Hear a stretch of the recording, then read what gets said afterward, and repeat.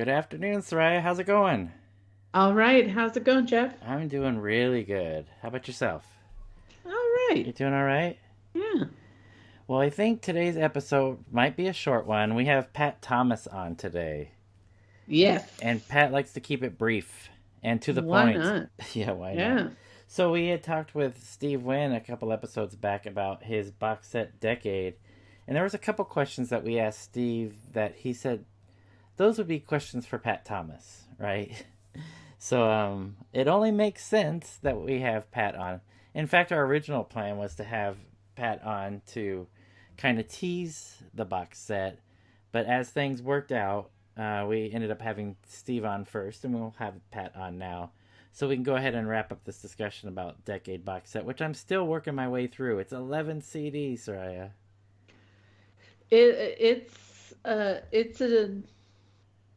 It's a long listen. It's a I'll long say listen. that. Yeah, Yeah. there's a lot of good music included on this, and we gave a Yeah. copy away to a listener. We did We for our did. 100th episode. Yes, we did. Well, I'm anxious to get Pat on the line, so let's go ahead and get started. Let's.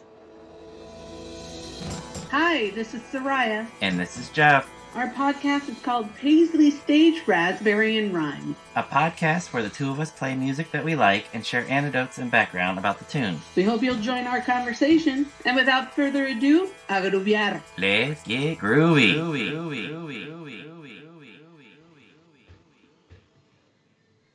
Let's add Pat Thomas to this party.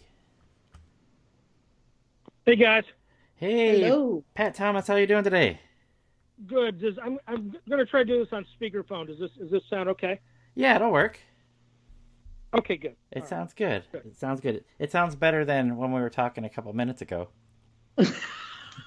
Oh, okay. Yeah, All right. yeah, the quality That's sounds 'cause I'm more better. refreshed now. Yes. Cool. So let's do about 30 minutes ish of the Decade box. Yes, let's talk about the Decade Box. So, our listeners know you, Pat, from a few different things, from being an author, a musician, from Absolute Gray, Mushroom, producer, produced all kinds of Paisley Underground and other musical and spoken words projects. But we did want to talk about Steve Wynn's Decade Box set today because we talked to Steve and there was a couple things that he brought up that he couldn't answer. And he said, Pat Thomas is a person that you're going to want to talk to. And our original plan was to talk to you first and Right. tease the project, but as things worked out, that didn't happen. So we do have a few questions for you today, and we hope you could clear it up. And we wanted to welcome you back to the show. Yes. Okay. Cool. Thanks, guys. Why don't I start off telling my history with Steve and the Dream Syndicate, so that why I got to be the producer of this box set will make sense to people. Perfect. So basically, I first heard the Dream Syndicate the summer of '83 on college radio in Rochester, New York, and got the 12-inch, self-titled EP, and then I got Days of Wine and Roses. And so this was right around the time Absolute Gray was starting. And so myself in particular, all the Absolute Gray people were into the Dream Syndicate, but I became particularly obsessed. And so by the time the Dream Syndicate came in the summer of '84, they toured the East Coast with REM. So it was the Medicine Show tour. Oh, right. And for REM, it was the Reckoning tour. So Absolute Gray played 99% original songs, but we did do occasional cover for fun. And so one of our covers was Tell Me When It's Over. Anyway, me and Beth Brown, the lead singer, showed up at the venue early, so I met Steve for about 2 minutes during sound check. And we gave him a cassette of Absolute Gray, and he kind of already heard about us because we had played, that was July of '84. In April of '84, we played with the Long Riders. And I was, telling Sid Griffin what a huge Dream Syndicate fan I was, and I think he went back to LA and casually mentioned it to Steve. So anyway, gave Steve a tape. Then in the summer of '85, the Dream Syndicate came back, this time with Paul Cutler, and Absolute Gray opened for them. Oh, okay. And so we got to share a bill. And then the next day they had an off day. And so Steve and I spent the afternoon in his hotel room chatting. And in fact, I just unearthed the cassette of our conversation. Wow. And I sent it to Steve. You know, we're talking about Van Morrison, and we're talking about obviously the Dream City and stuff. So then the following summer of '86, I make a very long story short, I was living in Denmark, and the Dream Syndicate came to Denmark several times. They came in the summer and played like a huge kind of Woodstock-sized festival. That festival was so big, there was no way for me to tell Steve I was there. You know, I couldn't get a message to him, so he had no idea I was there. But they came back a few months later and just played small clubs, and I wound up obviously spending several days with them backstage.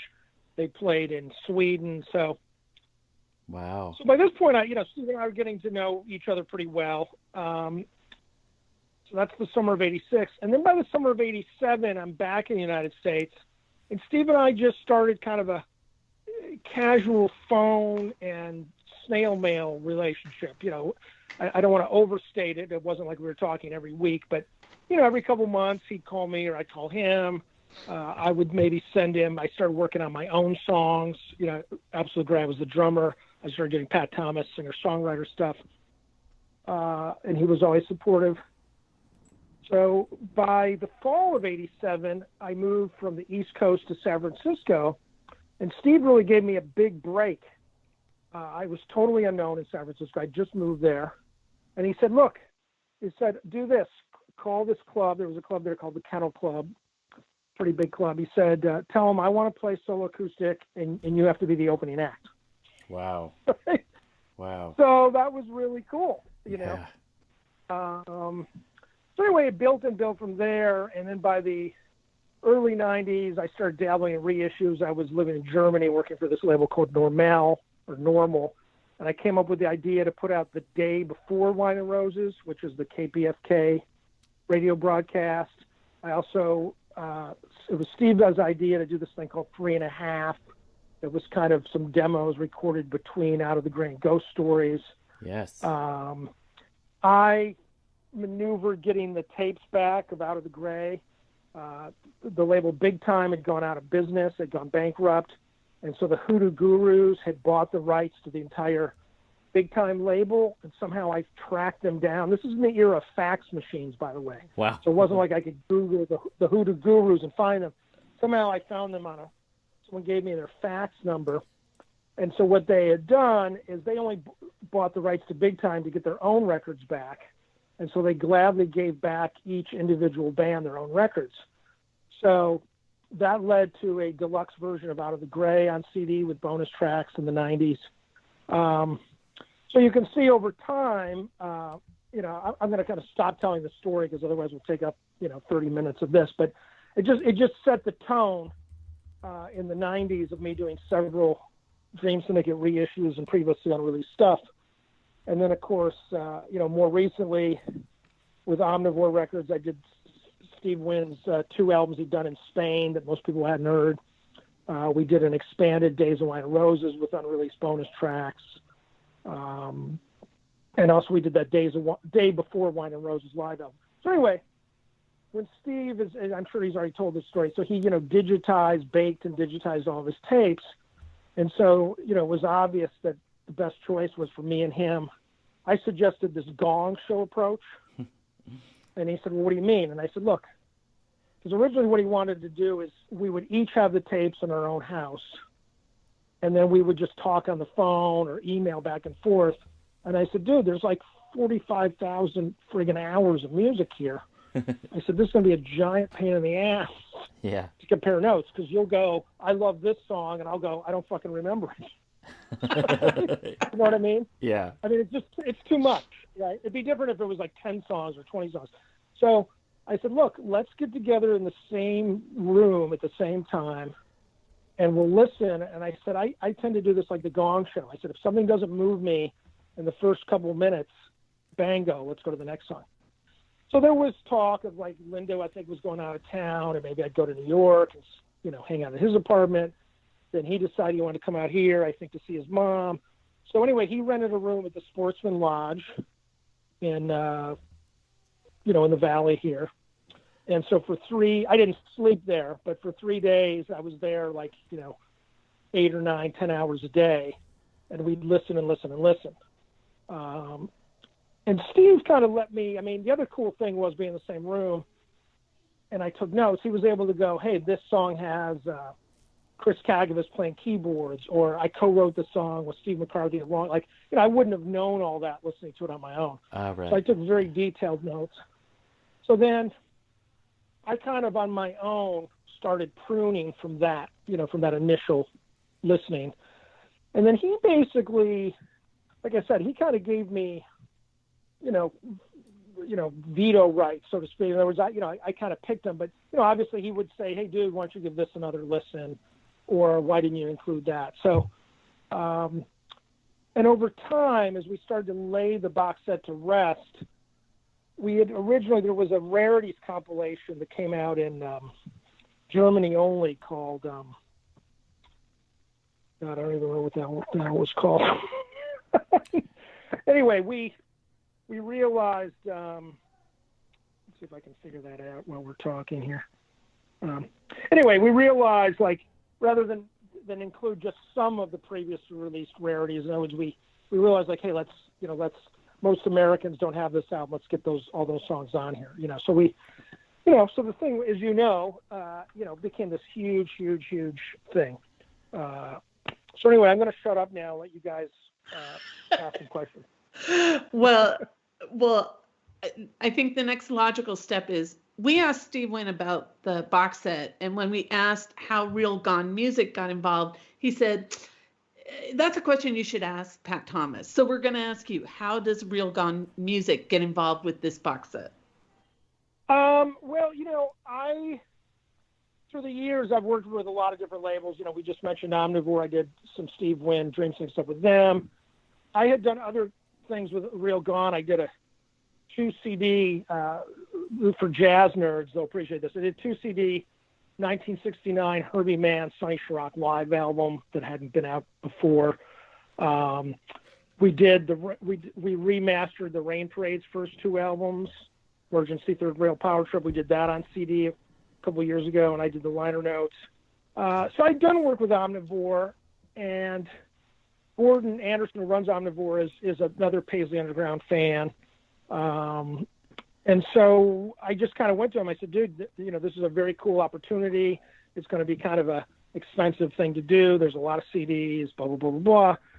And he just kind of green-lighted it. He said, look, I'm a big fan. And so that's kind of how that came about. So Real Gone Music, not Omnivore, right? Right. In other words, I had done Dream Sync Steve Wynn stuff with Omnivore, as I just said. Right. But then I had done the Rain Parade and some jazz releases with Real Gone. Okay. And, this was a big, ambitious thing, and I just felt like Gordon at Real Gone would be the person to most sort of get what it was that I was trying to do. And so I told him about it, and he said, let's do it. Understood.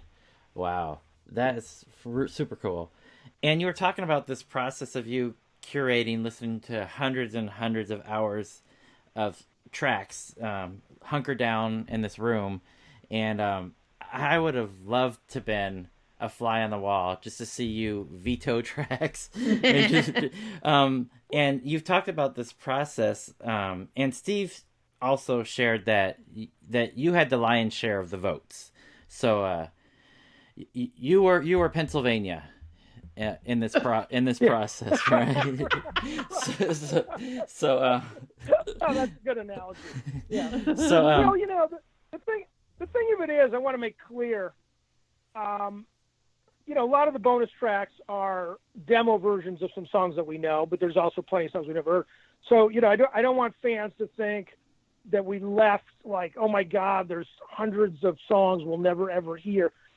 We're basically sometimes he demoed this stuff 2 or 3 times. Sometimes it was a song that was never really finished. It just didn't make sense to put it out because it wasn't really there. You know what I mean? So I don't want people to stay up at night going, oh my God, there's all this stuff. I got to hear it. So, you know what I mean? Like, I don't think we left anything behind that anyone's going to really miss, you know? Got it. So, Got it. Yeah. And we're just curious how you feel personally about the box set, about this end result. We know as you've established, you have this long-standing relationship with Steve, and from your own narration and from Steve's narration as well, he really trusted your opinion. And I mean, anyone who says, okay, I'll accept this Gong Show approach, they got to trust you wholeheartedly that you have their best intents in mind. The thing is and Steve has said this, he might have said this to you, he's definitely said in other interviews, the secret to my relationship to Steve as a fan and friend is I never blow smoke up his ass. In other words, I will say to him, dude, this song sucks, okay? Now, he may not agree with me, but what that means is when I tell him this song is great, that he knows I truly love it. Because, most fans, we all do this. Oh, dude, I loved your whole album. What's your favorite song? Oh, they're all great. Well, that's not really that useful when you're doing a project like this, right? Right. I mean, so in other words, Steve knows that if I say that I really love it, I really love it. And I'm not just saying that because like he's my friend and I'm a fan. And it's so, it's my candor that is the secret, I think, to how I got to do this box and how I've done other things. The other thing I want to say is neither one of us have ever done something this big. And so in those final weeks, it kind of became a giant pain in the ass because it was like, okay, I think this song is missing, or, I can't remember where, so I also want to do a shout out to John Sellards, who designed the box, but John really was paying attention and would notice, he'd be like, hey, I think something's missing here. I need more information. Gordon Anderson, I mentioned him as the owner of Real Gone. So, that last month, it was kind of the four of us tag teaming what's called, the sort of the editorial, the actual text content.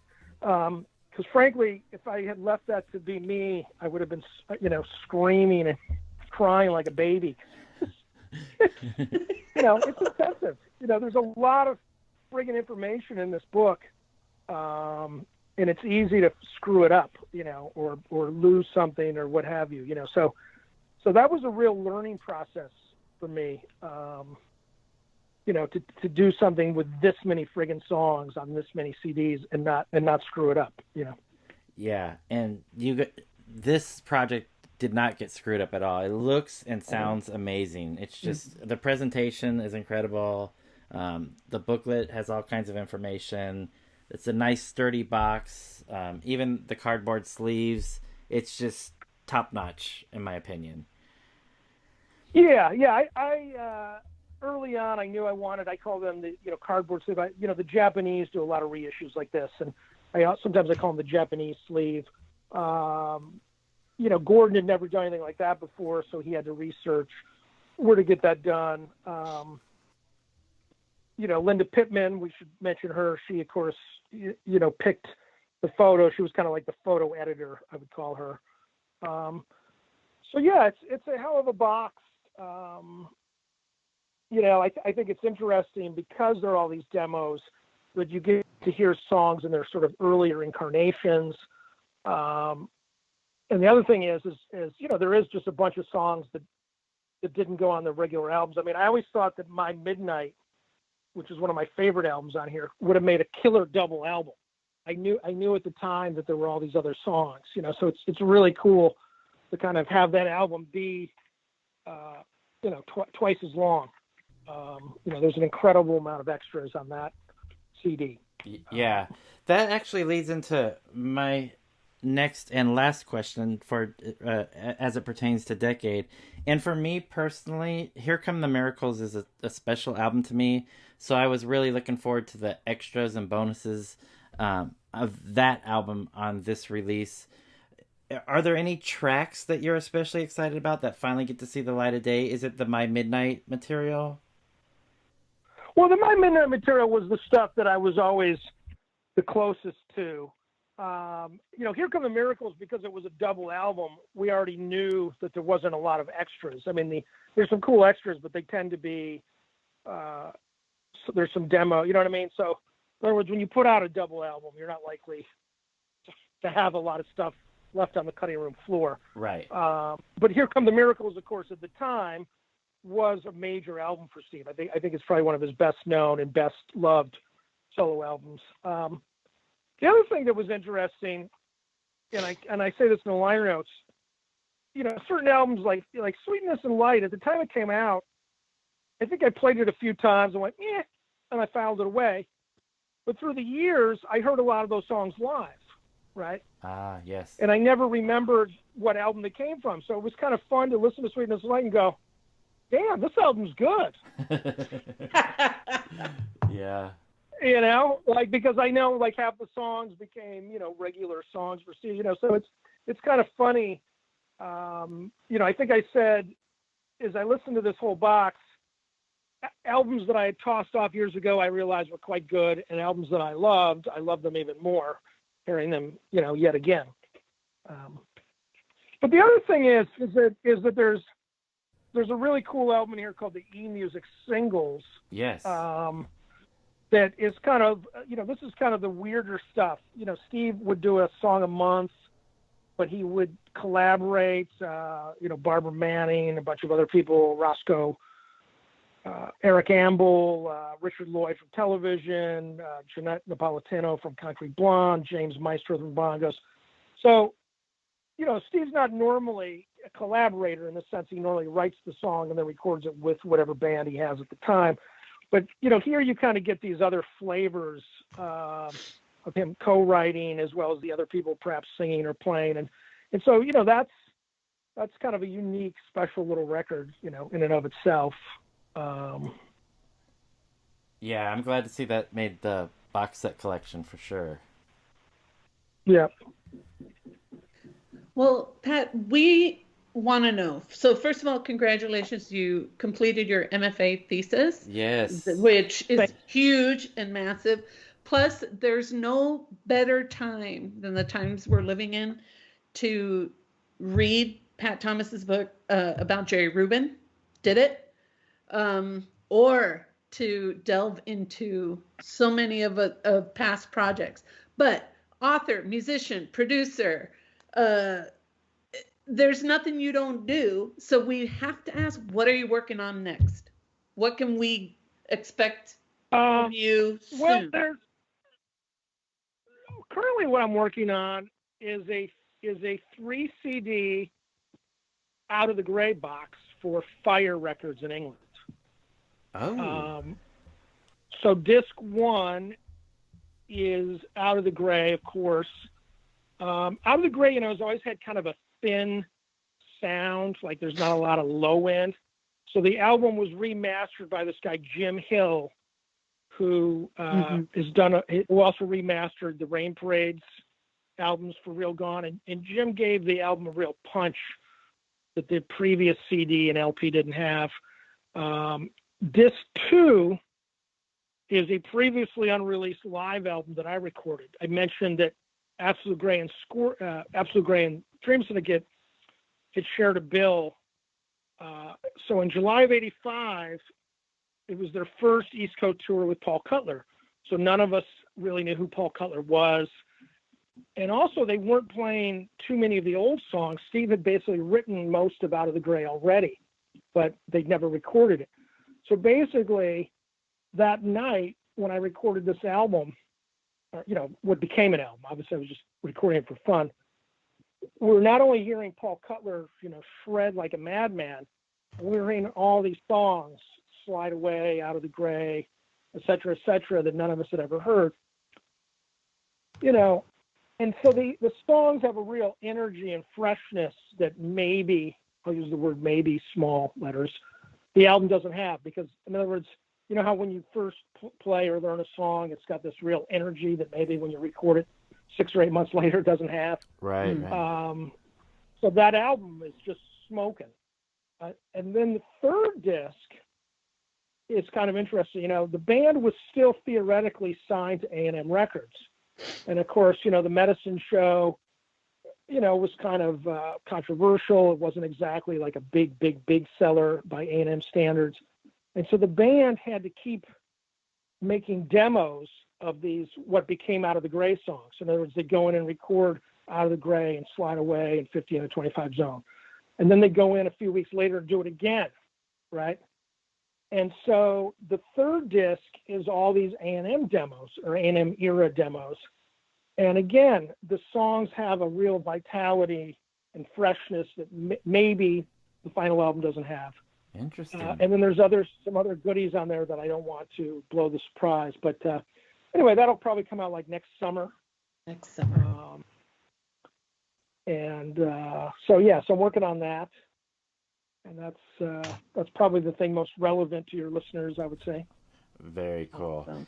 And I did want to mention, Pat, you mentioned your band Absolute Gray. Absolute Gray has a track, Remorse, on the new Strummin' from American Jangle Underground 1983 to 1987 compilation, which you told me about a year ago, I think, and it's totally right up my alley. It's got a bunch of jangle pop bands on, the Reverbs, the Windbreakers, Crippled Pilgrims, Salem 66, 28th Day, Downy Mildew, all these bands that just play this great jangle pop music, and included is Remorse by your band Absolute Gray. So congratulations. Yeah, thanks.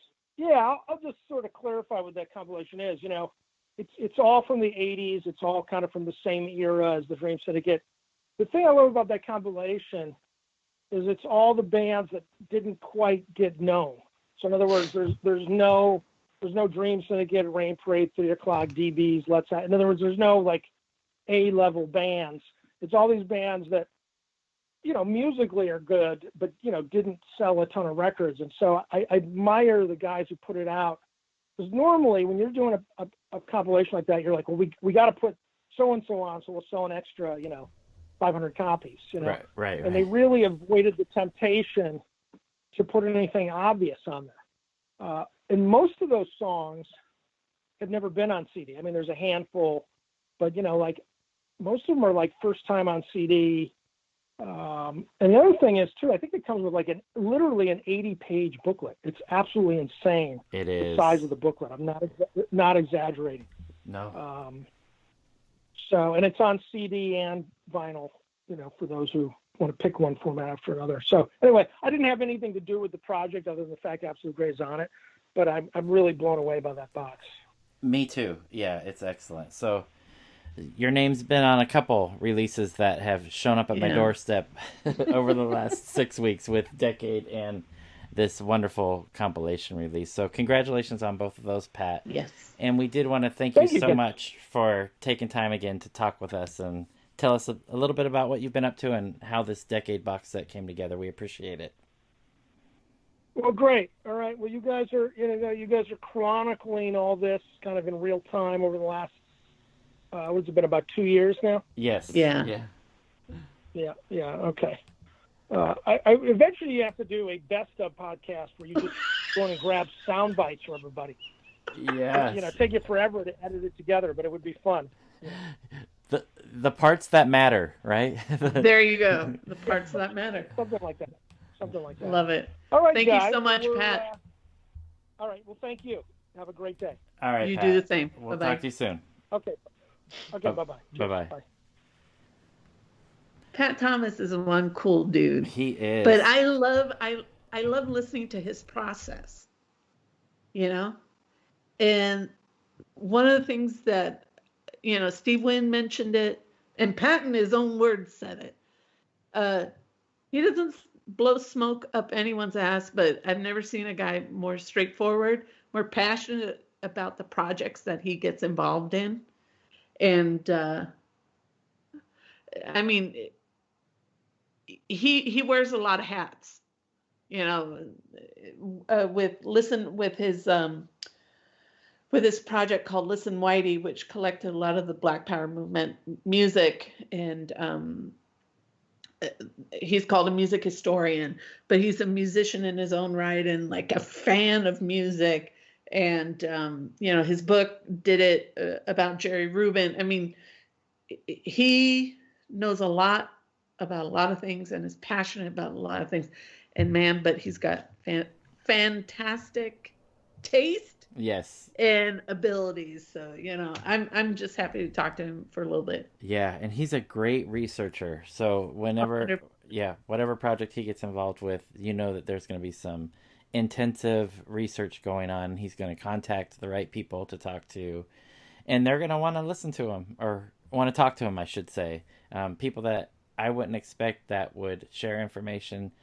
Somehow, Pat is the guy that some of these people are open to talk with, and we get some information and stories we might not hear otherwise. Yeah. People trust him.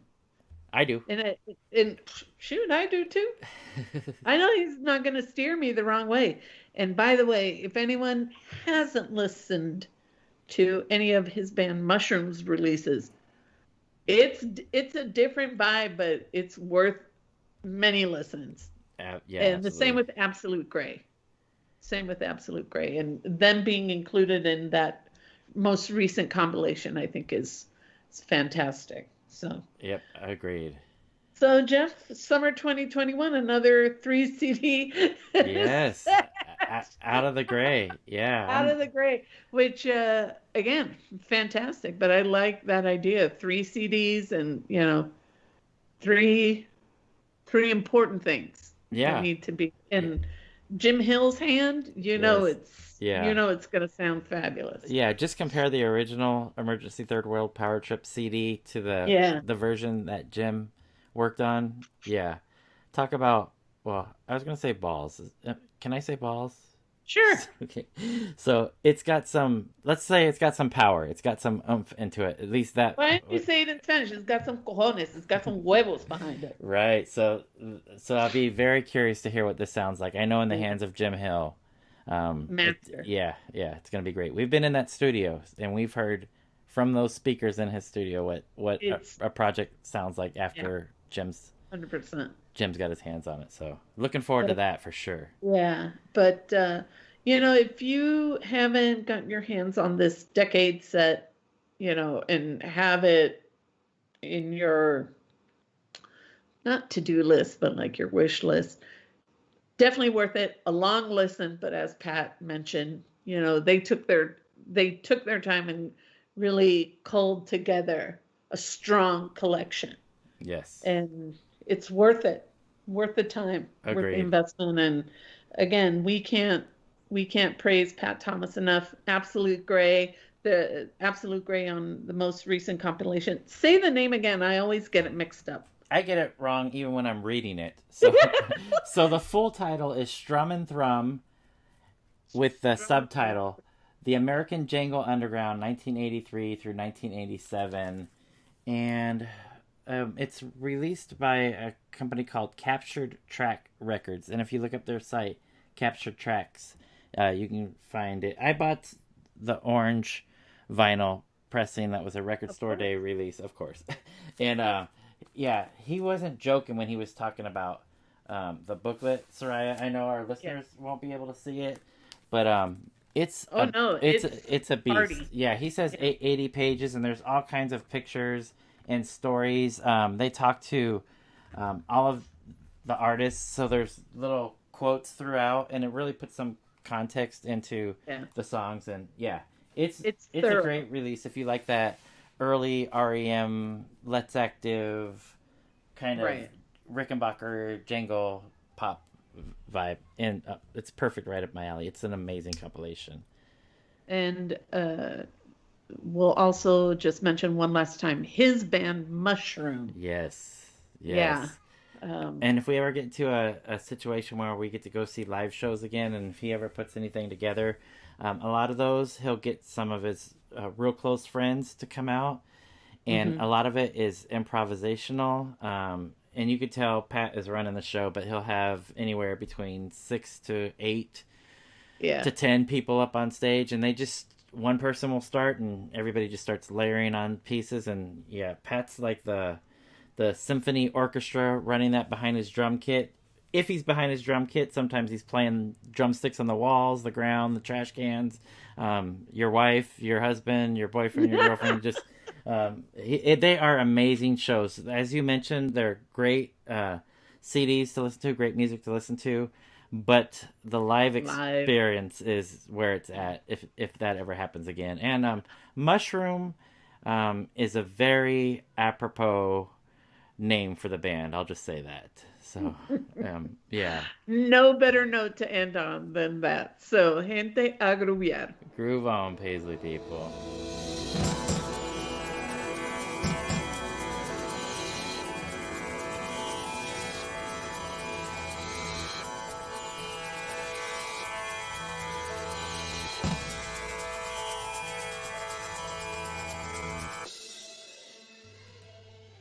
All right, time to ring up Pat Thomas. 1 ringy dingy, 2 ringy dingy.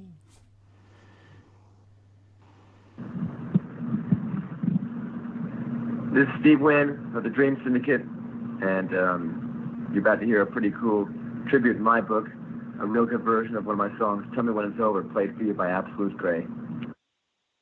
At the tone, please record your message. When you've finished recording, you may hang up or press 1 for more options. Pat Thomas, this is Jeff Brenneman and Soraya trying to give you a call for the podcast. We'll give you a call right back. This time you can answer.